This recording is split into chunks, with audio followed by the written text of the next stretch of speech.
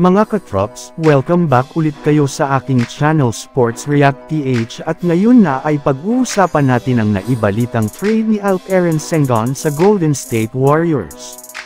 Pag-uusapan na rin nga natin ngayon dito sa ating panibagong video ang balitang tinapos na naman nga daw po ang trade ni Jerami Grant sa Los Angeles Lakers.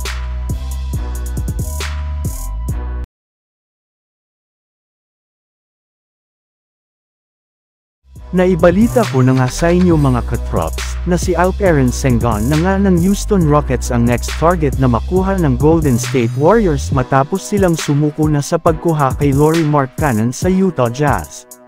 Sa ngayon nga ay kulang peren nga talaga ang Warriors pagdating sa kanilang frontcourt since maliliit na players lamang nga ang kanilang mga nakuha sa trade at sa free agency market ngayong off-season.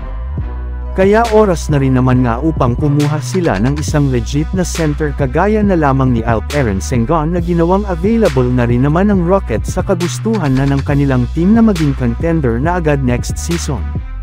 Pero ayon nga sa isang NBA insider, hindi rin naman nga magiging madali ang pagkuha ng Warriors dito gayong dahil nasa bata pa ito at meron pa siyang napakalaking potential na maging isang superstar ay inaasahan nga na hihingin ng Houston Rockets sa GSW si either si Jonathan Kuminga o kaya naman si Andrew Wiggins at ilang mga future round picks.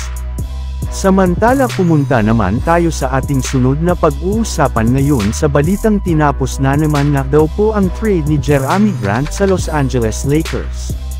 Kagaya nga mga katrops, ng mga naibalita ko sa inyo ng mga nagdaang araw, kabilang nga sa mga kasalukuyang target ngayong off-season ng Lakers ay sina Darius Garland ng Cleveland Cavaliers, Bruce Brown ng Toronto Raptors, Collin Sexton at Lauri Markkanen ng Utah Jazz, Jerami Grant ng Portland Trail Blazers, Cam Johnson at Dorian Finney-Smith ng Brooklyn Nets at Wendell Carter Jr.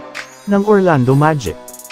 Pero hindi nga kagaya ng mga nagdaang linggo ay mas mataas na rin naman nga ang kanilang tsansa ngayon na makakuhang malaking pangalan sa trade market since meron na rin naman nga silang mga manlalaro na meron ng positive na trade value kagaya na lamang nina Dalton Knecht at si Austin Reeves.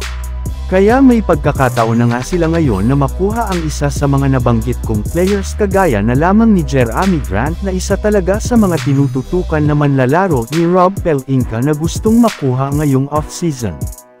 Ang kaso lang mga katrops, sa pangalawang pagkakataon na ay hindi na naman matutuloy ang kanyang trade sa Lakers since mismong si Pelinka na nga nagsabi na ayaw nilang e-trade o ibigay sa ibang team ang kanilang mga batang players na sina Austin Reeves at Dalton Knecht na siyang nag-iisang paraan lamang nga para makuha siya ng Lakers mula sa Blazers. Kaya mukhang gagawa na naman nga po ngayon ang Lakers ng bagong trade plan sa mga susunod na araw. So yun lang nga mga katrops ang handog ko sa inyong storya ngayong araw. Sana nag-enjoy kayo. Please like and subscribe my YouTube channel Sports React PH para sa iba pang storya at update patungkol sa NBA. Kita-kits muli sa ating susunod na video.